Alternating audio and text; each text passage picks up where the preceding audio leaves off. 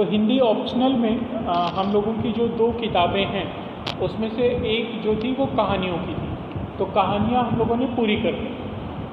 उसके भी ज़्यादातर वीडियोस भी आप लोगों के ब्लॉग पे और यूट्यूब चैनल पे डाल दिए गए हैं।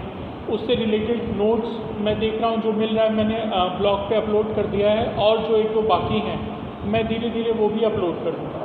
और कहानियों को लेकर मैंने पहले भी आप लोगों से कहा है, आज भी कहूँगा कि कहानियों को एक बार पढ़िए ज़रूर, क्योंकि कहानी एक बार पढ़े रहोगे ना तो उससे कुछ भी पूछा जाएगा आपको आसानी से रिकॉल हो जाता है कि पात्र क्या थे, मुख्य। जैसे उस दिन देखो मुझे कहानी पढ़ानी थी, एकदम से नहीं ध्यान में आ रहा था कि ये कहानी क्या है, प्रलय की रात हमें पढ़ा, लेकिन जैसे ही 2 लाइन पढ़ी समझ में आ गया कि हाँ ये कहानी है।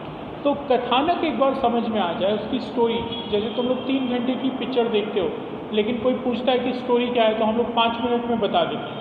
तो कहने का मतलब उसका जो कथानक है वो अगर एक बार आपको समझ में आ गया तो आंसर लिखने में आपको बहुत आसानी होगी, ख़ास तौर पे तब जब आपका एग्ज़ाम ऑफलाइन होगा। अगर ऑनलाइन होगा तब तो कोई दिक्कत नहीं है, ऑप्शन के हिसाब से आप एग्ज़ाम दे रहे हो, लेकिन ऑफलाइन में जहाँ आपको 2-2, 3-3, 4-4 पन्ने लिखने हैं वहाँ पे कथानक याद रहना बहुत ज़रूरी है। तो वो एक किताब कहानियों की हम लोगों ने जो पूरी की है उसे आप लोग एक बार ज़रूर देखें, और उसमें कोई परेशानी हो तो आप मुझसे पूछ सकते हो, है ना। और तब तक जो हमारी दूसरी किताब है हिंदी ऑप्शनल में वो है गद्य के विविध आयाम, है ना। गद्य के विविध आयाम में से आपके ये किताब लाइब्रेरी से ही शुक्र है ना, इसमें जो है जो पाठ आपके पाठ्यक्रम में है, गद्य के विविध आयाम से इस किताब का आशय ये है, अर्थ ये है कि गद्य के जितने रूप हैं लेखन के, जितनी शैलियाँ हैं, जो पद्धतियाँ हैं, उनसे आपको परिचित कराना। जैसे मैं उदाहरण देता हूँ जो पाठ आपके सिलेबस में है, मेरा विद्यार्थी काल, ये आत्मकथा किसकी? महात्मा गांधी की। तो ये पाठ रखने का उद्देश्य ये है कि उस पाठ के माध्यम से एक विद्यार्थी के नाते आप ये जान पाएँ कि महात्मा गांधी का विद्यार्थी जीवन कैसा था, पहली चीज़। दूसरी चीज़, आत्मकथात्मक शैली जो है, मतलब आत्मकथा कैसी लिखी जाती है। आत्मकथा, आत्म मतलब मैं, कथा मतलब मेरी कथा, अपनी कथा जब मैं खुद लिखूँगा तो कैसे लिखूँगा, तो वो जो शैली है आत्मकथात्मक शैली, उससे आपको परिचित कराना भी इस पाठ का उद्देश्य है। तो इन्होंने पहला पाठ जो पाठ्यक्रम के लिए चयन किया उन्होंने आत्मकथात्मक शैली का किया। उसी तरह दूसरा पाठ है तू तो मुझसे भी अभागा है, इसके लेखक हैं शांतिप्रिय द्विवेदी। इसकी शैली क्या है? तो ये रेखा चित्र है। ये क्या है? रेखा चित्र। अब रेखा चित्र क्या होता है? जैसे आप किसी की स्मृति करें और स्मृतियों के हिसाब से उसका चित्र बनाएं। जैसे आप याद करो अपनी दादी नानी, है ना, वो कैसे थे, तो तुमको सब याद आएगा कि वो किस तरह से चलती थी, किस तरह के कपड़े पहनती थी, किस तरह से बोलती थी, उनकी दिनचर्या क्या थी। तो इस तरह से किसी को याद करना, स्मरण करना और उस स्मरण के आधार पर उसका चित्र प्रस्तुत करना, इसको हम लोग क्या बोलते हैं? रेखा चित्र। तो ये जो दूसरा पाठ है शांतिप्रिय द्विवेदी का, ये जो है रेखा चित्र शैली से आपको परिचित कराया गया। पहले आपको किससे परिचित कराया गया? आत्मकथात्मक शैली से। दूसरे पाठ में आपको परिचित कराया गया रेखा चित्र शैली से। तीसरा पाठ है सद्गुरु का कहना है। इसके लेखक हैं हरिशंकर परसाई, और आप सब जानते हैं हरिशंकर परसाई बहुत बड़े व्यंग्यकार रहे, तो इनकी शैली जो थी व्यंग्य शैली है।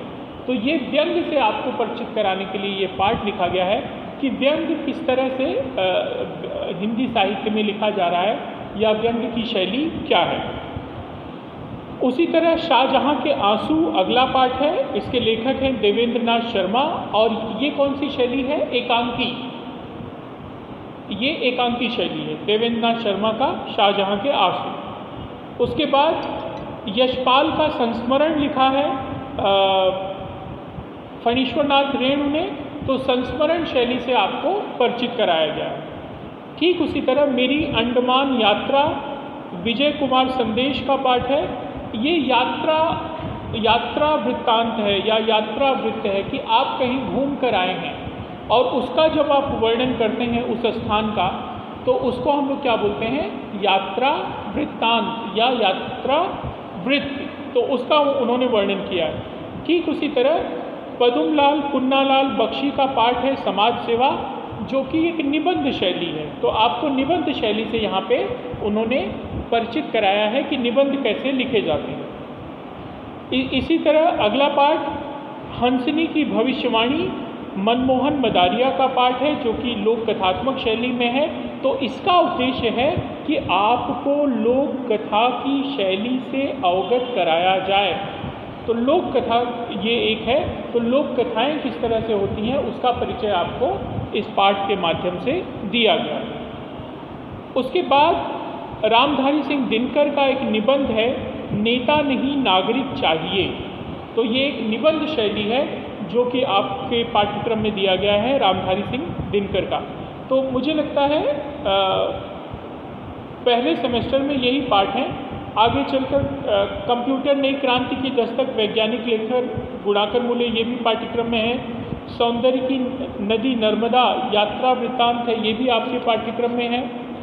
अब इसमें से पहले सेमेस्टर में आपको जितने पाठ हैं, मुझे लगता है ये शुरू के इतने ही पाठ हैं। तो कहने का मतलब ये मैं जो आपको पाठ गिना रहा था वो उसका उद्देश्य यही था कि आपको मैं ये बता सकूं कि ये किताब आपके पाठ्यक्रम में क्यों लगाई गई है, इसका उद्देश्य क्या था। तो इसका उद्देश्य यही है कि गद्य की जो तमाम अलग अलग शैलियाँ हैं उन शैलियों से आपका परिचय कराया जाए, आपको ये समझ में आए कि गद्य में कौन कौन सी शैली है।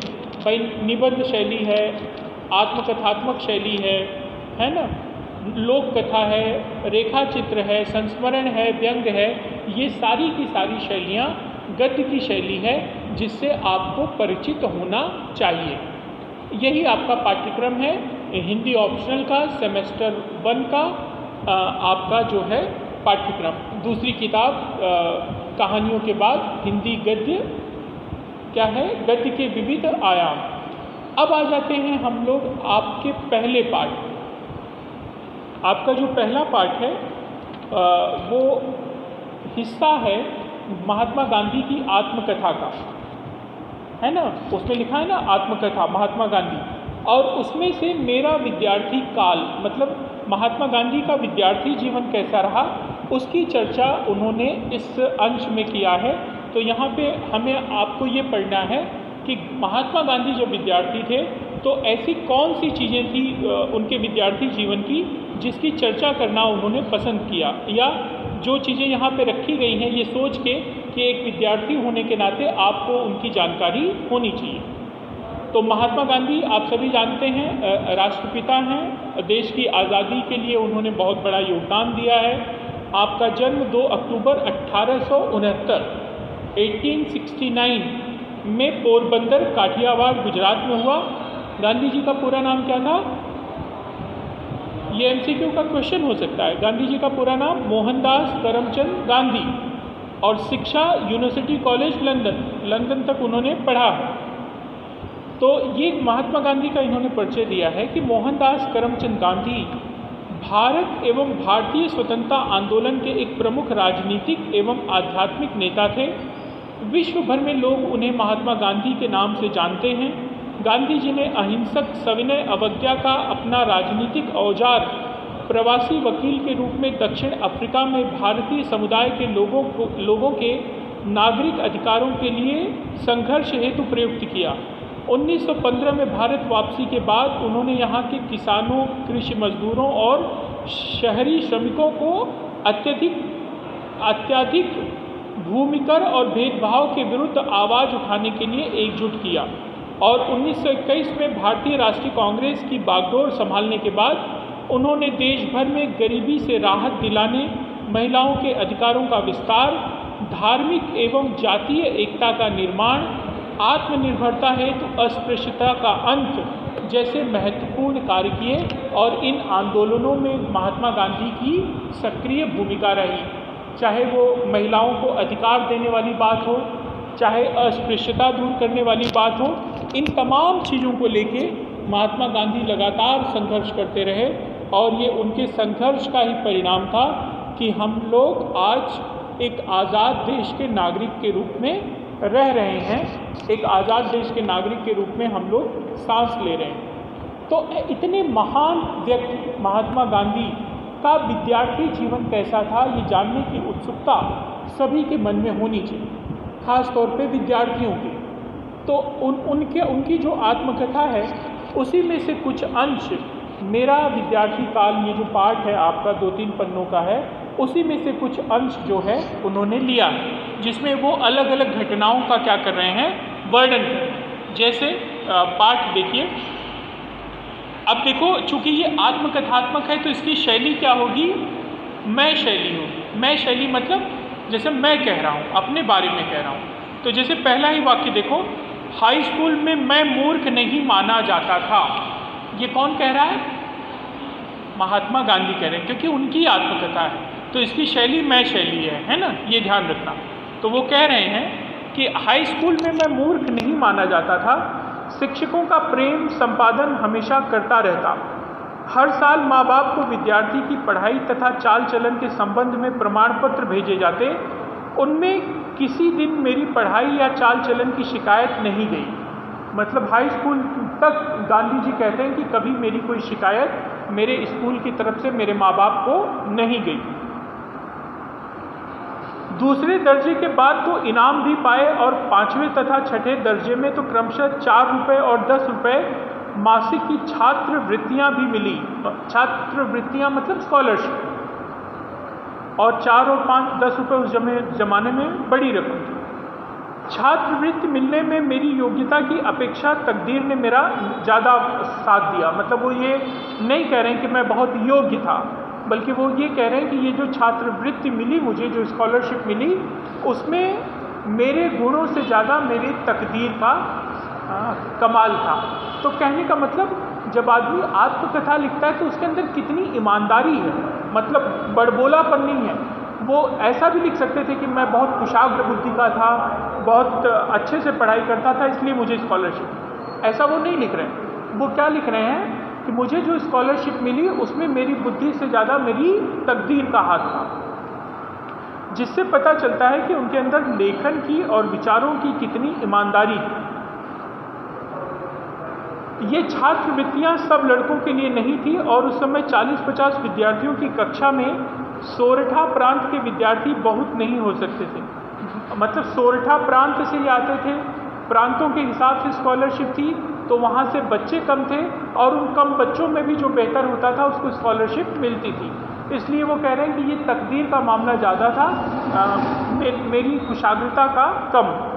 आगे देखो, आगे वो कहते हैं, अपनी तरफ से तो मुझे यह याद पड़ता है कि मैं अपने और बहुत योग्य न समझता था। इनाम अथवा छात्रवृत्ति मिलती तो मुझे आश्चर्य होता, परंतु हाँ, अपने आचरण का मुझे बड़ा ख्याल रहता था। मतलब आचरण कैसा होना चाहिए, इस बात को लेके वो बहुत ध्यान रखते थे कि कभी उनके आचरण को लेके कभी कोई शिकायत न हो। सदाचार में यदि चूक होती तो मुझे रोना आ जाता। यदि मुझसे कोई ऐसा काम बन पड़ता कि जिसके लिए शिक्षक को उलाहना देना पड़े अथवा उनका ऐसा ख्याल भी हो जाए तो यह मेरे लिए असह्य हो जाता। मुझे याद है कि एक बार मैं पिटा भी था। मुझे इस बात पर तो दुख न हुआ कि पिटा, परंतु इस बात का महादुख हुआ कि मैं दंड का पात्र समझा गया। मैं फूट फूट कर रोया। यह घटना पहली अथवा दूसरी कक्षा की है। उस समय दोराव जी एदल जी गीमी हेडमास्टर थे। ये नाम याद रखिएगा, एक वाक्य के प्रश्न के लिए पूछा जा सकता है कि उनके हेडमास्टर का नाम क्या था। दोराव जी एदल जी गीमी। वे विद्यार्थी प्रिय थे क्योंकि वे नियमों का पालन करवाते, विधिपूर्वक काम करते और काम लेते तथा पढ़ाई अच्छी करते। उन्होंने ऊंचे दर्जे के विद्यार्थियों के लिए कसरत, क्रिकेट लाजमी कर दिए थे। मेरा मन उसमें न लगता था। लाजमी होने के पहले तो मैं कसरत, क्रिकेट या फुटबॉल में कभी न जाता था। न जाने मैं वो झेपूपन भी एक कारण था। मतलब मैं नहीं जाता था, इसका कारण एक मेरा झेपूपन था। अब मैं देखता हूँ कि कसरत की वह अरुचि मेरी भूल थी। उस समय मेरे ऐसे गलत विचार थे कि कसरत का शिक्षा के साथ कोई संबंध नहीं था। गांधी जी स्वीकार कर रहे हैं कि ये मेरा कैसा विचार था, गलत विचार था कि कसरत का शिक्षा के साथ कुछ संबंध नहीं है। पीछे जाकर मैंने समझा कि व्यायाम अर्थात शारीरिक शिक्षा के लिए भी विद्याध्ययन में उतना ही स्थान होना चाहिए जितना मानसिक शिक्षा को। लेकिन बाद में उन्होंने समझा कि शिक्षा में जिस तरह मानसिक शिक्षा ज़रूरी होती है, उसी तरह शारीरिक शिक्षा भी ज़रूरी होता है। क्यों? क्योंकि जैसे हम लोग कहते हैं ना कि स्वस्थ शरीर में स्वस्थ मन रहता है। अगर आपका शरीर ही बीमार रहेगा तो आपका पढ़ाई में मन लगेगा क्या? इसीलिए शरीर का भी स्वस्थ रहना उतना ही ज़रूरी है जितना कि मन का स्वस्थ रहना। फिर भी मुझे कहना चाहिए कि कसरत में न जाने से मुझे कोई नुकसान न हुआ। इसका कारण है, पुस्तकों में मैंने पढ़ा था कि खुली हवा में घूमना अच्छा होता है। यह मुझे पसंद आया और तभी से घूमना अच्छा लगने के कारण घूमने जाने की आदत मुझे पड़ गई, जो अब तक है। घूमना भी एक प्रकार का व्यायाम है और इस कारण मेरा शरीर थोड़ा बहुत सुसंगठित हो गया। मतलब गांधी जी बोले मैं कसरत करने नहीं जाता था, लेकिन मैं वॉकिंग पे रोज जाता था, और वॉकिंग भी एक तरह की क्या है, कसरत। अरुचि का दूसरा कारण था पिताजी की सेवा शुश्रूषा करने की तीव्र इच्छा। स्कूल बंद होते ही तुरंत घर पहुंचकर उनकी सेवा में जुट जाता। जब कसरत लाजमी कर दी गई तब इस सेवा में विघ्न उपस्थित होने लगा। मैंने अनुरोध किया कि पिताजी की सेवा करने के लिए कसरत से माफ़ी मिलनी चाहिए, परंतु गिमी साहब क्यों कर माफ़ी देने लगे।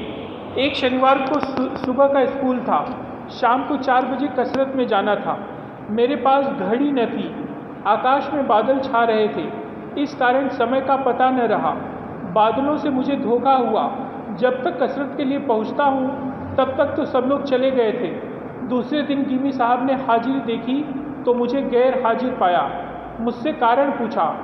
कारण तो जो था सो ही मैंने बताया। उन्होंने उसे सच न माना और मुझ पर 1 या 2 आना ठीक याद नहीं है, जुर्माना लगा दिया। मुझे इस बात से अत्यंत दुख हुआ कि मैं झूठा समझा गया। मैं यह कैसे साबित करता कि मैंने झूठ नहीं बोला, पर कोई उपाय न रहा था।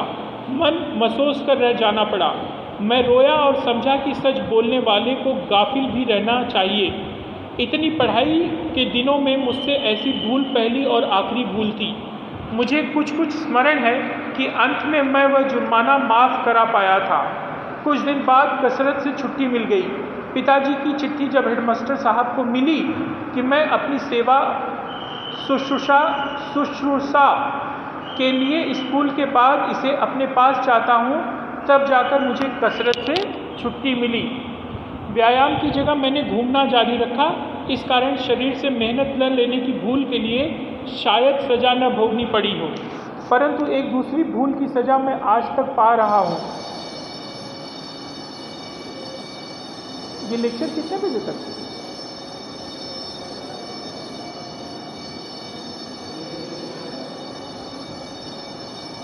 ये 11:30 to 12:20 है ना? कितना बज रहा है अभी? 12। अच्छा, ये हो सकता है जूनियर कॉलेज के लिए फिर। ठीक है। पढ़ाई में सुलेख होने की ज़रूरत नहीं। यह कुबूती मेरे मन में जाने कहाँ से आई थी, जो ठेठ विलायत जाने तक रही। फिर और ख़ासकर दक्षिण अफ्रीका में, जहाँ वकीलों के और दक्षिण अफ्रीका में जन्मे और पढ़े युवकों के मोती के दाने की तरह अक्षर देखे, तब तो मैं बहुत लजाया और पछताया। मैंने देखा कि खत लेख का खराब होना अधूरी शिक्षा की निशानी है। मैंने पीछे से अपना खत सुधारने की कोशिश की। खत मतलब हैंडराइटिंग। परंतु पक्के घड़े पर मिट्टी कब चढ़ सकती थी। जिस बात की अवहेलना मैंने जवानी में की, उसे मैं फिर आज तक न सुधार सका। गांधी जी की हैंडराइटिंग बहुत खराब थी, है ना, ये सभी जानते हैं। हर एक नवयुवक और युवती मेरे उदाहरण को देखकर चेते और समझे कि अच्छा खत विद्या एक आवश्यक अंग है। खत सुधारने के लिए लेखन कला आवश्यक है। मैं तो अपनी यह राय बना रहा हूँ कि बालकों को आलेखन कला पहले सीखनी चाहिए। मतलब अच्छा लेखन कैसा करें, ये उनको पहले सीखना चाहिए। हाँ बेटा, हाँ किसके नाम? कौन सी क्लास है आपकी? आर्ट्स का कौन सा क्लास? FY BA। तुम्हारा कौन सा हिंदी सब्जेक्ट है? ठीक है बेटा, नीचे रानी मैडम वाइस प्रिंसिपल। हाँ, आप उनको दे दीजिए। नीचे वाइस प्रिंसिपल केबिन में बैठिए, आप उनको दे दीजिए। रूम नंबर नहीं, प्रिंसिपल ऑफिस के बाहर जो केबिन है ना, उसमें वाइस प्रिंसिपल आर्ट्स हैं, आप उनसे मिलिए, ठीक है। तो इस तरह वो हैंड राइटिंग के बारे में बताते हैं कि हैंड राइटिंग अच्छी होनी चाहिए थी, ये उनकी दूसरी गलती।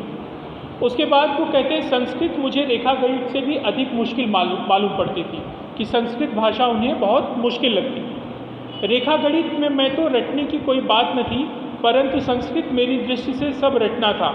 यह विषय भी चौथी कक्षा से शुरू होता था। छठी कक्षा में जाकर मेरा दिल तो बैठ गया। संस्कृत शिक्षक बड़े सरल आदमी थे। विद्यार्थियों को बहुतेरा पढ़ा देने का लोभ उन्हें रहता था। संस्कृत वर्ग और फारसी वर्ग में एक प्रकार की प्रतिस्पर्धा रहती। फारसी के मौलवी साहब नरम आदमी थे। विद्यार्थी लोग आपस में बातें करते कि फारसी बड़ी सरल है और मौलवी साहब भी भले आदमी हैं। विद्यार्थी जितना याद करता है उतना ही पर्वे निभा लेते हैं। सहज होने की बात से मैं ललचाया और एक दिन फारसी के दर्जे में जाकर बैठ गया। संस्कृत शिक्षक को इससे दुख हुआ। उन्होंने मुझे बुलाया और कहा, यह तो सोचो कि तुम किसके लड़के हो। अपने धर्म की भाषा तुम नहीं पढ़ना चाहते? तुमको जो कठिनाई हो सो मुझे बताओ। मैं तो समस्त विद्यार्थियों को अच्छी संस्कृत पढ़ाना चाहता हूँ। आगे चलकर तो मैं उसमें रस की घूंटें मिलेंगी। तुमको इस तरह निराश न होना चाहिए। फिर तुम मेरी कक्षा में आकर बैठो। मैं शर्मिंदा हुआ। शिक्षक के प्रेम की अवहेलना न कर सका। आज मेरी आत्मा कृष्ण शंकर मास्टर का उपकार मानती है। मास्टर साहब का नाम क्या था? कृष्ण शंकर। क्योंकि जितनी संस्कृत मैंने उस समय पढ़ी थी, यदि उतनी भी न पढ़ा होता तो आज मैं संस्कृत शास्त्रों का जो आनंद ले रहा हूँ वह न ले पाता। बल्कि मुझे इस बात का पश्चाताप रहता कि मैं अधिक संस्कृत न पढ़ सका, क्योंकि आगे चलकर मैंने समझा कि किसी भी हिंदू बालक को संस्कृत का अच्छा अध्ययन किए बिना न रहना चाहिए। क्योंकि अगर आप संस्कृत पढ़ते हैं तो एक हिंदू के नाते आप अपनी जड़ों से जुड़ पाते हैं, आप अपने धर्म ग्रंथ पुराणों आदि का अध्ययन कर पाते हैं। इसलिए उन्हें लगता है कि जो भी हिंदू है उसको संस्कृत पढ़नी चाहिए। अंत में वो कहते हैं पाठ के, अब तो मैं ये मानता हूँ कि भारतवर्ष के उच्च शिक्षा क्रम में मातृभाषा के उपरांत राष्ट्रभाषा हिंदी, संस्कृत, फारसी, अरबी और अंग्रेजी के लिए भी स्थान होना चाहिए। इतनी भाषाओं की गिनती से किसी को डर जाने की जरूरत नहीं यदि विधिपूर्वक भाषाएं पढ़ाई जाएं और सब विषयों का अध्ययन अंग्रेजी के द्वारा करने का बोझ हम पर न हो, तो पूर्वोक्त भाषाएं भार रूप में न मालूम हो, बल्कि उनमें बड़ा रस आने लगे। फिर भी जो एक भाषा की विधिपूर्वक सीख लेता है उसे दूसरी भाषाओं का ज्ञान सुगमता से हो जाता है। सच पूछिए तो हिंदी, गुजराती, संस्कृत इन्हें एक ही भाषा मानना चाहिए। यह फारसी और अरबी के लिए कह सकते हैं। कहने का मतलब इस पैराग्राफ में वो भाषाओं के अध्ययन पे जोर दे रहे हैं कि एक भारतीय होने के नाते हमको बहुत सारी भाषाएं आनी चाहिए। आगे वे कहते हैं 6-7 साल की उम्र से लेकर 16 वर्ष तक विद्याध्ययन किया, परंतु स्कूल में कहीं धर्म शिक्षा न मिली। जो चीज़ शिक्षकों के पास से सहज ही मिलनी चाहिए वह न मिली। फिर भी वायुमंडल में से तो कुछ न कुछ धर्म प्रेरणा मिला करती थी। यहाँ धर्म का व्यापक अर्थ करना चाहिए। धर्म से मेरा अभिप्राय है आत्म साक्षात्कार से, आत्मज्ञान से। वैष्णव संप्रदाय में जन्म होने के कारण बार बार हवेली जाना होता था, परंतु उसके प्रति श्रद्धा उत्पन्न न हुई। हवेली का वैभव मुझे पसंद न आया। हवेलियों में होने वाले अनाचारों की बातें सुन सुनकर मेरा मन उसके संबंध में उदासीन हो गया। वहाँ से मुझे कोई धर्म प्रेरणा न मिली। परंतु जो चीज़ मुझे हवेली से न मिली वह अपनी दाई के पास से मिली। वह हमारे कुटुंब में पुरानी नौकरानी थी। उसका प्रेम मुझे आज भी याद आता है। मैं पहले कह चुका हूँ कि मैं भूत प्रेत से डरा करता हूँ। महात्मा गांधी मानते हैं कि बचपन में वे भूत प्रेत से डरा करते। रंभा ने मुझे बताया कि उसकी दवा राम नाम है। राम नाम जो आज मेरे लिए अमोघ शक्ति हो गया है, उसका कारण वह रंभाबाई का बोया हुआ बीज था। रंभाबाई ने बोला, गांधी जी को बताया था कि अगर आपको भूत प्रेत से डर लगता है तो आप राम नाम का जाप करें, राम का नाम लीजिए, कोई भूत पिशाच आपका कुछ बिगाड़ नहीं पाएगा। मैं अच्छी तरह इस बात को अनुभव कर रहा हूँ कि बचपन में पड़े शुभ अशुभ संस्कार बड़े गहरे हो जाते हैं और इसलिए यह बात अब मुझे बहुत खल रही है कि लड़कपन में कितने ही अच्छे ग्रंथों का श्रवण पठन नहीं हो पाया। ये गांधी जी का ये पाठ, उनका विद्यार्थी जीवन, जिसमें 2-3 चीज़ें उन्होंने प्रमुखता से बताई हैं। पहला तो उन्होंने ये बताया है कि आपको हमेशा अपने आचरण को लेकर सचेत रहना चाहिए। जैसे वो कहते हैं कि मेरे आचरण को लेकर कोई प्रश्न उठता था तो मुझे रोना आ जाता था, तो बोले आचरण आपका अच्छा होना चाहिए। दूसरी बात उन्होंने कहा कि सुलेख आपका अच्छा होना चाहिए, मतलब आपकी जो हैंड राइटिंग है वो बहुत अच्छी होनी चाहिए, और अगर वो बचपन से अच्छी नहीं रहेगी तो बड़े होकर आप अपनी हैंड राइटिंग नहीं सुधार सकते। तीसरी चीज़ उन्होंने संस्कृत के अध्ययन को लेकर कही कि जैसे वो हिंदू थे तो उनको ये लगता है कि जो भी हिंदू बालक है अगर वो संस्कृत भाषा को नहीं पढ़ेगा तो अपने धर्म, अपने समाज, अपनी संस्कृति की जड़ों से कट जाएगा, या उन जड़ों से जुड़ने का जो सबसे कारगर तरीका है भाषा, अगर वो भाषा ही आपको नहीं आएगी तो आप इनसे वंचित हो जाएंगे। इसीलिए संस्कृत अध्ययन को उन्होंने महत्वपूर्ण माना। और अंत में उन्होंने एक बात कही भाषाओं के अध्ययन को लेके कि भारत जैसे देश में हमको एक से अधिक भाषाएं सीखनी चाहिए, समझनी चाहिए, और उन भाषाओं का सीखने का माध्यम अंग्रेजी नहीं होना चाहिए।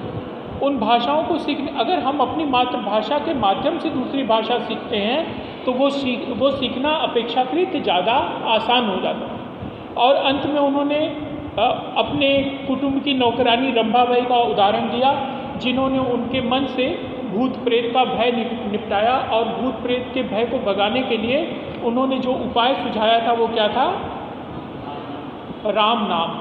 तो बोले कि ये राम नाम का अमोघ अस्त्र मुझे वहीं से मिला।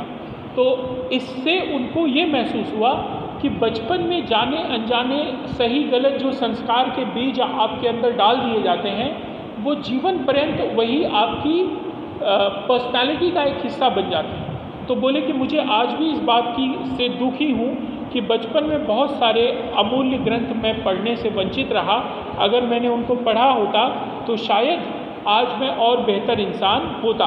तो कहीं ना कहीं गांधी जी यहाँ पढ़ने की बात पर भी जोर देते हैं कि अभी आपके पास एक विद्यार्थी के रूप में समय है, आप जितना ज़्यादा पढ़ेंगे उतनी ज़्यादा अच्छी चीज़ें आप सीखेंगे और वो आपके व्यक्तित्व को निखारने में सहायक हो।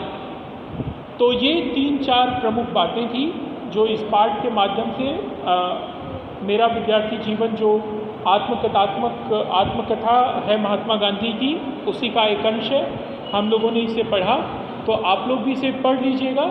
इसमें अगर आपको लगे कि दोबारा कुछ चीज़ों की विवेचना होनी चाहिए, व्याख्या होनी चाहिए, तो आप बताइए, मैं वो विवेचना कर दूंगा।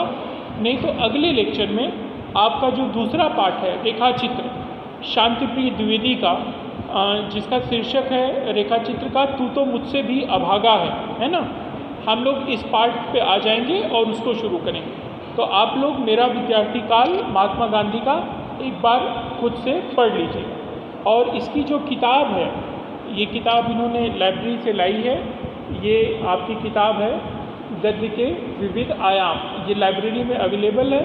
आप चाहें तो इसको लाइब्रेरी से भी ले सकते हैं, या फिर जो PDF मैंने आपके साथ शेयर किया है उस PDF का ही आप चाहें तो जेरॉक्स ले लेंगे तो भी ये किताब आपके पास उपलब्ध हो जाएगी। तो आज का लेक्चर हम लोग यहीं ख़त्म करें, कल जो है दूसरा लेक्चर हम लोग शांतिप्रिय द्विवेदी वाले पाठ का करें।